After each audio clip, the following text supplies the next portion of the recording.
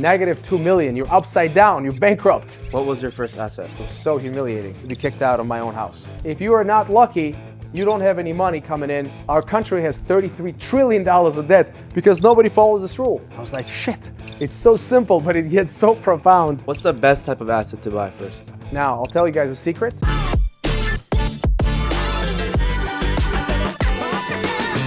This is a second video where I wanted to share with my son and my friend's daughter the basics of the money game, how wealth is impacted by credit, assets, and liabilities. We talked a little bit about these aspects of wealth creation in the last video, but today I want to go in depth. I also want to touch on the Cash Flow Quadrant by Robert Kiyosaki and describe how Cash Flow Quadrant is relevant in your life as a person who wants to build wealth. Your life represents a real life monopoly.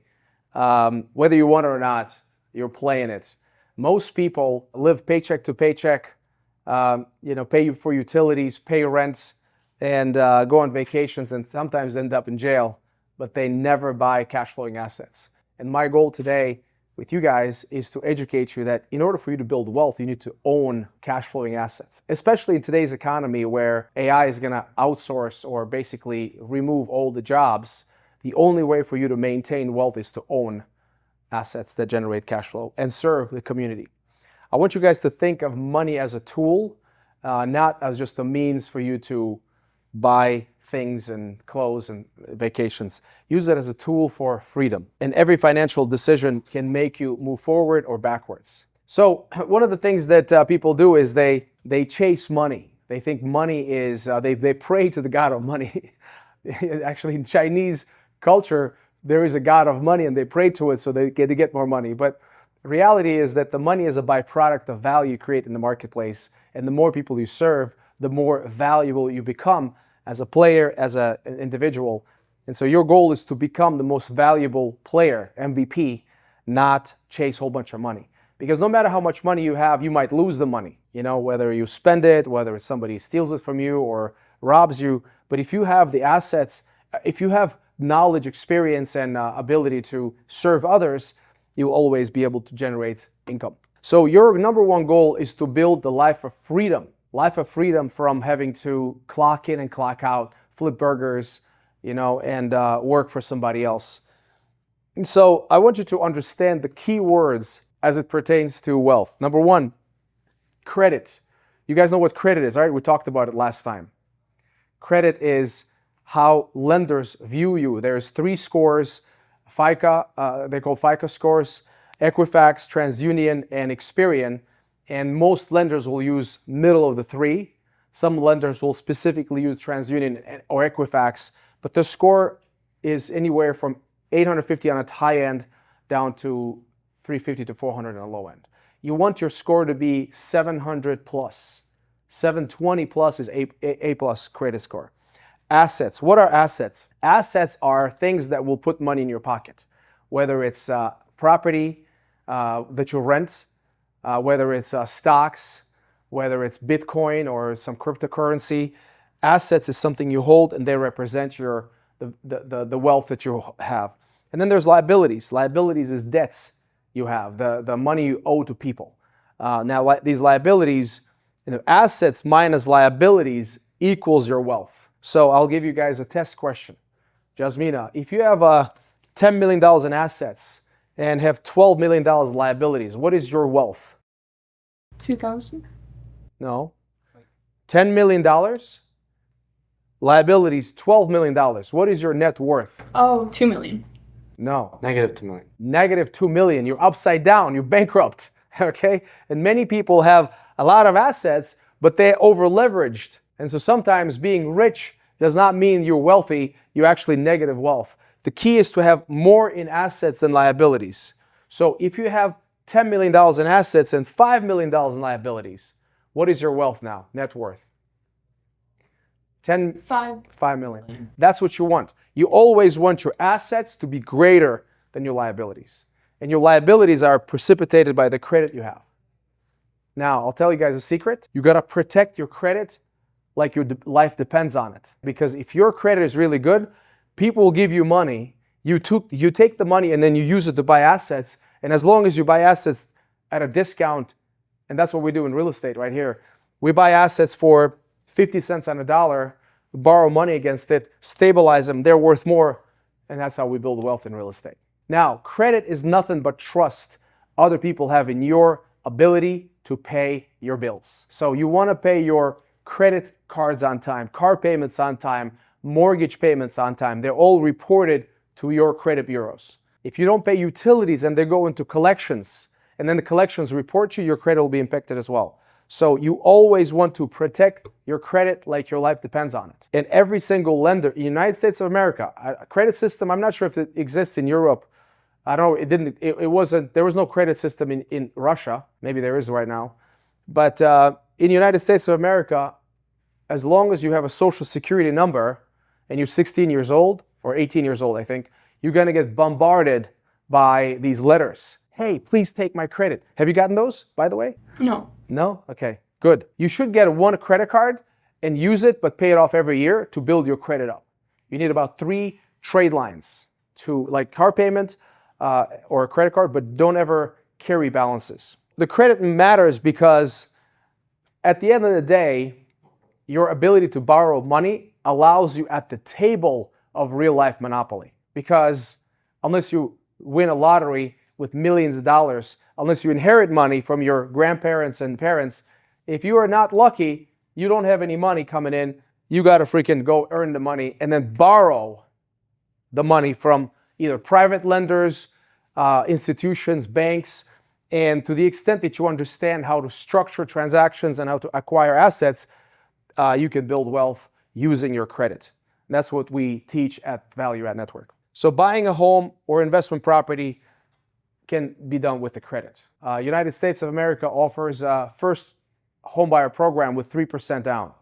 I remember when I bought my first house for $186,000, I had to put $5,000 down and I borrowed the rest using an FHA loan. You can invest in your business. Like when you are trying to raise money, you don't have to ask people for money. You can actually go and get that money from banks and they'll give it to you through what's called a Small Business Administration. So basically, if you have good credit, you'll be able to keep more money because people will borrow to you. This is the most important slide for you to understand because just like I said last time, credit is like sugar. You need sugar because it's fuel for your body, right? But if you have too much credit, just like sugar, it will ruin your teeth, it will ruin your system, and you'll get fat and slow and sick. So what is bad debt and what is good debt? So the bad type of debt is the debt you borrow money from your future self because you want to enjoy today. So let's say you want to buy really nice shoes or you want to go on vacation. You go and get $5,000, $10,000 on your credit cards. You get your bike, you ride it, you get your Gucci shoes, you enjoy them. But then guess what? Your future self has to pay it back. And then you got to work to do it. And that's why I call it bad debt, because all these expensive clothes, vacations, and credit card purchases paid by you only increases your need to make more money in the future. There's a better way to buy those assets, not by borrowing money, but by creating cash flowing assets and have your tenants and have your assets pay for those nice things. Now, what is a good debt? Good debt is the kind of debt that you want to borrow against cash flowing assets that generate more money than the cost of your credit. So if you borrow money from a bank at 7% and your payment is, let's say, $1,000 a month, but the rental income from that property is $2,000 a month. Now, how much can you borrow if your rents are double of what your mortgage payments? Unlimited amount, right? And so good debt is debt against rental property, business equipment, income producing assets, and education that increases your earnings ability. That's the kind of debt that you really want to focus on. All right? Assets. Assets are basically things that put money into your pocket. That's rental property. That's a business that you might own. That's stocks or investments into funds. Intellectual property, for example, some kind of a code. People have websites they build that generate cash flow, or any kind of income producing equipment. You know, you can buy an excavator, rent it to somebody, they pay you rent every month, and that's an asset. What is liability? A liability is what takes money out of your pocket, and that's your car payments, credit card payments, your expensive monthly subscriptions, a boat that produces no income, and a house you can afford. Many of us, unfortunately, make money and then upgrade our lifestyles faster than we make money. In the beginning of my career, I bought $1 million house, and I was doing okay until my income dried up. And then my income dried up. I couldn't afford the house, and I lost the house. It was so humiliating to be kicked out of my own house. But that's the mistake I made. I should have stayed in my house with a $1,000 payment, but I was making too much money. So if you don't make those mistakes, you'll be wealthy and free and not broke and homeless. Personal luxury car, is that a liability or is that an asset? Well, usually it's a liability because it's a depreciating asset. By the way, appreciation and depreciation, those concepts you want to know. You want a property, if it grows over time in value, that's called an appreciating asset. That's a house, that's a lot, that's stocks, or crypto sometimes. And if it increases in value, it's called appreciating asset. A depreciating asset is something you buy and it drops its value over time. And that is your cars, your motorcycle, your e-bike, your clothes. You know, you buy shoes for $200. Nobody's going to buy them from $200 from you. You know, if you had to sell them, you'd sell them for half the price. So rental car used in a profitable business is potentially an asset if you buy it right. So you got to understand the difference between assets and liabilities. If you own a personal home, you might be building equity, but it costs you money every month. So there's a very big question whether your home where you live, is it an asset or a liability? Kind of a both. If you live in a house and you got to pay $1,500 or $2,000 a month, it's really a liability. It doesn't put money in your pocket. But if it grows over time, it could be an asset. So you got to buy those assets correctly. If you buy a house below market value and you live there for a year and you sell it for a profit, then it's an asset. Many people buy a brand new house, right, for $1 million. And then 2 years later, it's only worth $800,000 because it depreciated in that period of time. So whether it's an asset or a liability, it's whether it will appreciate in the first, in the time you live there. Rental property that produces cash flow is definitely an asset, and that's what we focus on in real estate business. So let's talk about two different loans, right? You borrowed $50,000 and bought a luxury car, or you bought a $50,000 and bought a rental property. So you buy a luxury car, and every month you got to pay the monthly payment, insurance, maintenance, and the car loses value. Now, it's fun to drive that fancy car, right? But it reduces your net worth because over time, this thing depreciates. Nothing wrong with this, by the way. You should do it, except don't do it unless you have an asset that will pay for it. So if you borrow $50,000 and you buy a rental property, let's say you buy a duplex, and then tenants pay your loan down, the property increases in value over time, and you have positive cash flow, what I would argue is that you buy yourself a nice car after you buy this and let this house pay your car payment. I remember when I was starting out, it was a sport for me. I was like, man, I want to buy that kind of a car. Like I wanted to buy a nice car, and it would have cost like a Mercedes. I remember I wanted to buy a E-Class, a white E-Class. It was really, really nice, $50,000 car. But before buying that car, I was like, I want to find an investment that will generate $700 a month in cash flow so I can buy that car. So I went and I looked for that duplex, or I think it was triplex then. I bought a triplex, I rented it out. I have about $1,000 coming in. And then when I had $1,000 coming in, I went and bought that Mercedes. And then my Mercedes is paid by the property. So I don't really necessarily have to go and work every month to make $700. My cash flowing property was covering it. That is basically the way to do it. And of course, all of this requires financial discipline, because what happens when you have money? Somehow it finds a way to escape your account. You find excuses such as, life is too short, I gotta enjoy today. I remember that one. It's like, shit, now life is not that short. When you run out of money, now you gotta fucking go bust your ass and make the money to pay those bills. I guess life becomes very long and tedious because you gotta go work. I asked you, Alan, to read Robert Kiyosaki's books. There's a book called Cash Flow Quadrant. I think it's a sequel to the Rich Dad Poor Dad. I'm gonna give you like basic gist of what he talks about. But basically, he calls it a cash flow quadrant. There's 4 types of people that you will encounter in life, and you are going to be one of these people too. Okay, and you need to understand this and how this whole thing works so you find yourself in one of these quadrants. Quadrant number 1 is E. It's called employee. You work for a company. Number 2 is self-employed. You run a business like a realtor, a doctor, a lawyer. You have to work and you're self-employed. You pay yourself from your business. Business owner is somebody who owns a business, but you don't necessarily have to work every day like pulling teeth or doing the work. Your business works independently from you. And then investor, somebody who puts their money to work. Your ultimate goal is to be an investor and invest. So what is an employee? Employee is somebody who trades his time and skills for a paycheck. You sell your time for money, right? And the advantages of being an employee is predictable income, benefits, vacations, paid time off, training, and experience. The problems with it is that income is often limited.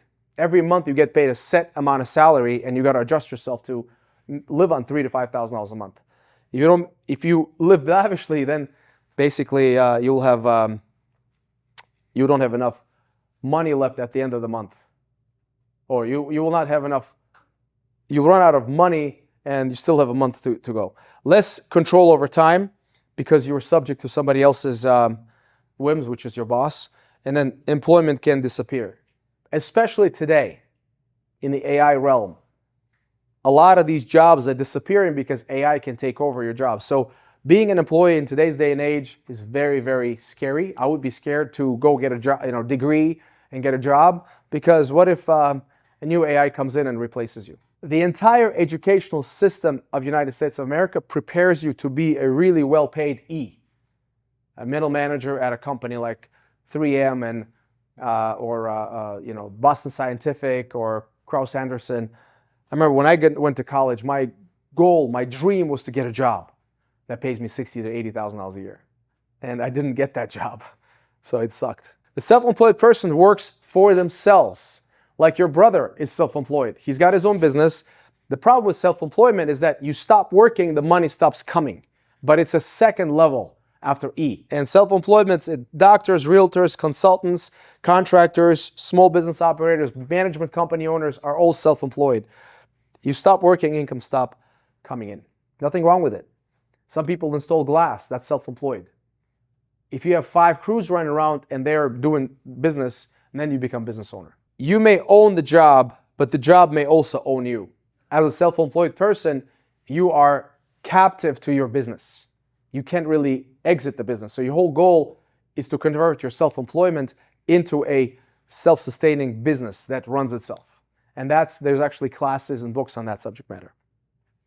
A business owner builds a system that can operate through people, processes, and technology, removing himself from the process. I am now a business owner because I don't have to be here to operate the business. I install partners in the management company. I got Tammy running the business, asset management, Rachel does it. And so I am a business owner today. I still have a new business that I started, Value Add Network. I gotta run it. I still buy properties. So I'm sort of between the S and the B quadrants. But I'm also a very active investor. I invest in many people's deals. But the business may continue producing income even when the owner is not doing every task. Your goal in life is to be a business owner and ultimately an investor after you have a lot of money from being a business owner. And so the obviously last quadrant is an investor where you have excess capital. You worked so hard, you created all this money, now money's sitting here in the bank, and then you deploy that money and money works for you, and all you do is control the returns. And whether you own real estate, stocks, private businesses, loans, investment funds, your money now makes money, and now you are ultimately free out of the rat race and free to do whatever you want to do. So who do you want to be? Employee, self-employed, business owner, or investor? Investor. Do you want to be an investor? How about you? Business owner and then investor. Okay, great. Good answer. How do you become a business owner? By being self-employed and having cash flow. By creating a business that serves people. You got to think about a business that serves people. Now, here's the thing. You got AI available for you to create a service or product that will, so AI gives you tremendous opportunity to start a business And right now, if you hear, there's a lot of these billion-dollar numbers because somebody came up with an idea and AI let them, leverage on the AI create a tremendous amount of value. Passive income is the kind of income you make when you sleep. Active income you cannot make when you sleep. So salary, for example, hourly wage, commissions, and consulting fees are all active income. If you sleep, if you don't show up to work, you don't get paid. You're clocking in, clocking out. Passive income, rental income. You sleep, the tenants pay you. Business distributions. You sleep, you own a stock in an Amazon or a Tesla, and it gives you money. Dividends from stocks. Interest. If you lend money to somebody, let's say somebody has a business and they said, can you borrow me money? I want to pay you 10%. You gave them $100,000 and they pay you 10 grand a year. You sleep and income keeps happening.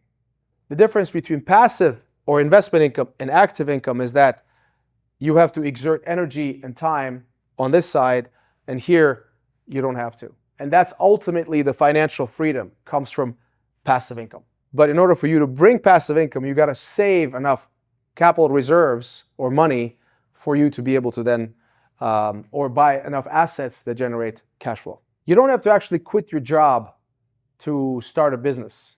What happened to me is I was an employee at a company, lending business, right? I mean, I needed to pay my bills. I started a business. I became self-employed in parallel. And as I was building this business, I kept, clocking in and clocking out, making a salary to pay the bills, because in the first year, business didn't make any money. Many people say, oh, I quit my job, and they start a business and they go bankrupt, because business doesn't start making money in the first or maybe second year.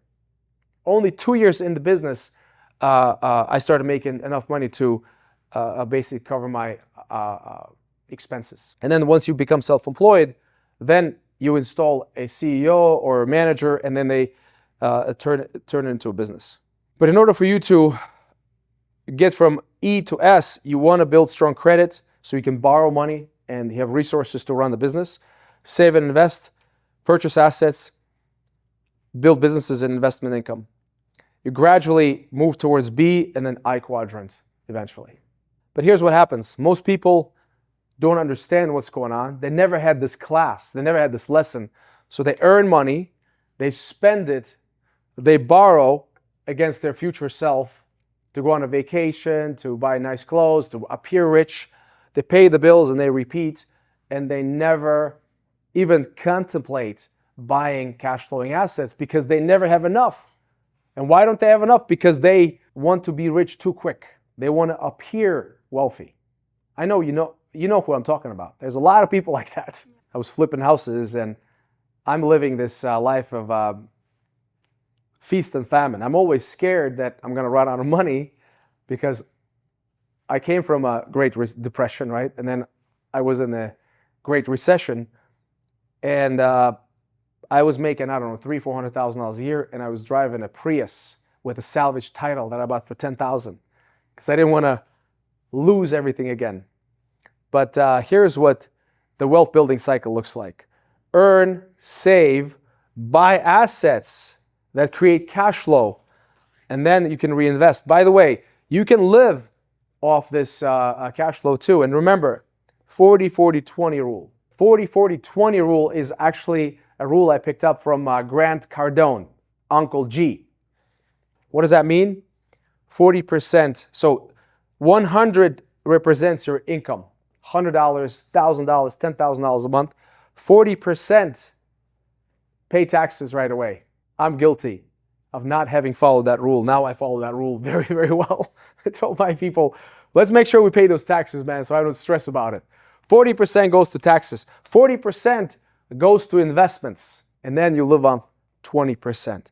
If you want to be wealthy, if you want to be rich beyond measure, I'll give you guys a secret. Write it down. If you want to be wealthy, the secret is spend less than you make. Always, forever, spend less than you make and you'll be wealthy. A professor of finance told me that secret. I was like, shit, it's so simple, but it gets so profound. But no, guess what? We make $100 and we feel so rich, we go and spend 200 and borrow 100 from a credit card. And that's the problem of this consumer economy. And that's why we appear rich, but we're broke. Our country has $33 trillion of debt because nobody follows this rule. And I know it's going to be like, how the hell am I supposed to live on 20% when my bills are so high? Well, that's why you haven't thought about buying assets or investing or building your credit in the beginning. Okay? So here's the wealth formula, guys. Write it down. Income minus expenses is money available to invest. And expenses, your annual, basically expenses for your lifestyle. That's your mortgage or rent. That's your car payments, whatever. Make sure your income is higher. Keep your expenses low so you have a lot of this. All of this requires 2 to 5 years. If you are disciplined for 2 to 5 years in the beginning of your career and you don't get into a luxury apartment, you don't go spend the money on Gucci and lavish vacations and just stick to this formula, your savings plus knowledge plus credit plus time will lead to asset ownership. And your ultimate goal is to be financially free. Assets plus cash flow plus appreciation equals wealth. So this is your wealth formula. Write it down, take pictures, and save it. You want to be wealthy? This is what you do. Imagine 2 teenagers, each have $500 a month. One teenager buys clothes, food deliveries, car accessories, entertainment, no money left. And he lives like that. Second teen saves $250, invests, uses $100, and learns a skill. What happens over years, this guy becomes extremely wealthy, and this guy stays poor and never gets out of the rat race. That's the problem. The power of starting young is that you don't have any kids. Imagine having to go and work and then you got 2 kids you got to take care of, and they cost money. Daycare is $1,000 a month, right? They eat. You got to buy them clothes and diapers. So you guys as teenagers have tremendous opportunity for the next 5 to maybe 7 years to build wealth, and then you can start multiplying. Your investments compound, your skills grow. Mistakes can be corrected when you're young, by the way, and then you develop your relationships, and ultimately you can build wealth. You want to start with small investments and they become bigger. All right, suppose you buy a property for $200,000.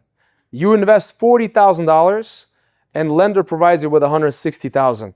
Tenants pay rent and rent pays the expenses and the loan. And hopefully you have some cash flow left. What happens here is that your property increases over time. This $200,000 in the next 3 to 5 years will be $250,000. But your mortgage gets paid down. And then your credit will basically give you the control of a larger asset. But in this case, what happens is your wealth is built inside this one investment. You do 1, you do 2, you do 5, you do 10. Before you know it, you're really wealthy. But once you do 1, it gets really easy. Now, where do you get $40,000? You raise it from your parents, from your grandparents, from your mentors. And as long as you obey by the rules and learn and improve yourself, there's going to be people bending backwards to lend you the money. How these 4 ideas connect. Credit gives you access to capital. Capital helps you purchase assets. Assets produce cash flow, and then cash flow can give you more capital for buying more assets. Pretty straightforward, huh? So it's all about habits, just like eating well, like working out. This is a financial habit. You got to pay your bills on time. Don't be late. Don't be loosey-goosey with that. You miss your payment 30 days late, boom, your credit is messed up. Now you're out of the game. You got to wait it out. Like a penalty. If you played a game and you made a penalty, let's say, oh yeah, you got to sit this one out, you lose time and opportunity. So always pay your bills on time. Avoid carrying high interest credit card balances. It's a really, really bad thing. I absolutely recommend that you don't do that. Do not borrow for unnecessary purchases. Don't waste money in the beginning of your career. Don't waste money on Starbucks and expensive things that are irrelevant. Unless you have passive cash flow, you can do that. Check your credit report. There's a Credit Karma. There's a lot of apps that let you stay on top of your credit. Keep accounts open responsibly and don't over a max amount, and protect your identity so it's not stolen. Right now, with all the cyber security, if you're not careful, somebody will go and borrow money on your credit and you're screwed. Some of my friends actually had that happen to them. It was really sad. Never co-sign on debt casually. That's actually what caused my bankruptcy. Is I co-signed on houses for a whole bunch of my friends like an idiot, and when market crashed, I lost, my credit got destroyed. So, lifestyle trap. This is the biggest problem everybody has. They're so eager to start a lavish lifestyle. Everybody wants to be rich, and so what they do is they adjust their income to their lifestyle and they get trapped. As income rises, people immediately increase their spending. This is called lifestyle inflation. So they buy more expensive cars, larger houses, designer clothing, luxury vacations, higher monthly payments, and then boom, they're stuck. That's actually what happened to me in my first career. I was making a lot of money, but I was up to my eyeballs in debt. I had $1 million house, I had a Porsche. Had I not spent the money, had I been very, very diligent and followed the 40-40-20 rule, I would have been a billionaire today. So there's difference between people who look rich versus actually be rich or be wealthy. Look rich is expensive possessions, high monthly payments, consumer debt, no savings or little savings, and financial distress, always worried about paying the bills and the mortgage. You don't want that. Now it looks like good, but it's so stressful. I would not recommend it. Being rich, assets, cash flow, low unnecessary debt, a lot of reserves, and control over your time. And that ultimately is freedom. And over time, you become wealthy and free. This right here is what many people experience. And then they complain about economy, complain about losing jobs. They have zero savings. Buy assets before luxuries. A strong financial rule is first buy assets, then let the assets help you pay for the luxuries. That's basically the rule. So you're not paying for it out of your earned income. So remember, passive income and active income. In the Richest Man in Babylon is a book that I want you guys to read. This guy found tablets from 5,000 years ago from Babylon before it got destroyed. And in there was 5 rules of gold. And one of those rules was this: never spend your earned income, always spend your passive income or investment income. But earned income should always go into investments. Passive income should go and pay for your lifestyle.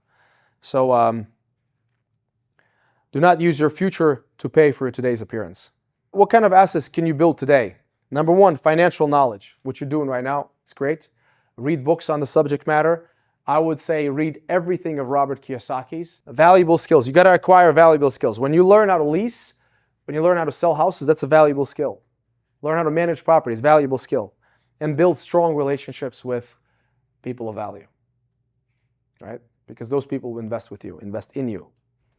Create a good reputation for integrity, for discipline, for being a person, a man or woman of your word.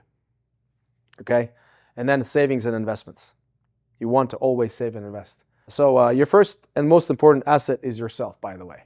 The knowledge you generate, the knowledge you acquire, and the kind of value you can. And right now, the good thing about you guys working here, right, or being in our company, is you can learn how this works, how this game is played. Create 4 lists: income, expenses, assets, and liabilities. And then answer, what quadrant am I currently in? What quadrant do I want to move towards? What assets could I begin building this year? What liabilities should I avoid? What skills could increase my future income? And final lesson. Credit is a powerful tool when used responsibly. Assets put money in your pocket. Liabilities take money out of your pocket. Employees and self-employed people primarily work for money. Business owners build systems. Investors make money work for them. So your ultimate goal is to make enough money that it works for you, that will give you financial freedom. Wealth ultimately comes from ownership of cash flowing assets and your time. So don't spend your life chasing money or working for money. That's what most people think is the thing to do. The ultimate goal is to earn enough income to invest in the assets and then have assets pay for your lifestyle. And then learn how to make money work for you. And your future ultimately is built by what you own and the experience and knowledge that you have. All right? Cool. Thank you. All right, so what kind of questions do you have? What's the best type of asset to buy first? A duplex, triplex, or a fourplex. When you reach 18, you will be able to qualify for a mortgage, and you can do what's called an FHA loan with 3% down. You can raise 3% from your grandma or myself or anybody else, or maybe neighbors, and you buy a fourplex or triplex, and you rent the units in there, and you can move into one of the units too and kind of live in there. But ultimately, that's the first way for you to learn how to buy a property, how to lease it, how to get rental licenses, and how to sign leases, etc. So that would be a very, very good way for you to start. What was your first asset? I wasn't so lucky. I didn't have a mentor, so I thought I knew everything. I graduated with 3.8 GPA, so I bought a house for $186,000, thinking that it was appraised at 212. So I immediately did the math. Okay, 186, 212, that's almost $40,000 profit. So I bought the property, and I learned after that, by the way, you got closing costs, $6,000. And by the way, you got to pay the mortgage while you fix the building up. And when you sell, you got to pay commissions. And so after the closing, when I did the math, I realized that I'm going to actually be upside down. I ended up moving into the property. It was 3 bedrooms. I rented 2 rooms, one to Igor and one to your mom. And that's how you came. I ultimately lost money on that house. And then I bought a second house a year later for $310,000, thinking it's a $400,000 house. But then contractors screwed me because I never signed the contract, and they took forever to fix it, and they never finished it. It was a disaster. Do you have a preference on borrowing from a bank or finding an investor for like an investment? Good question. So do you raise money or do you borrow money to do your deal? Also, this is a very good question because you need to understand the capital stack that involves in buying a property. Do you know what capital stack is? Capital stack is the amount of money you need to buy a property. It looks like a pyramid. And capital stack consists of amount of money you need to buy a house. Let's say you're buying a house for $200,000. In order to buy this house, you need to, if you borrowed money, private capital from investors is expensive. People want 15, 20% return on their money. And if you borrow the entire $200,000 from them, in a year, you're going to owe them anywhere from $30,000 to $40,000 in interest. So it's very, very expensive. However, in the residential world, you can buy this property using conventional financing or FHA financing at maybe 80 to 90%, what's called loan to value. And then you got to come in with 10 to 20% down payment. Okay? Now, 80 to 90%, you can borrow from banks at anywhere from 6.5% to 7% on a 30-year amortization. So now, the only money you need for equity or to buy this property is 10 to 20. What is it? 20% of 200,000, 40,000. So you got 40,000 at, let's say, 20%. And then you got 160,000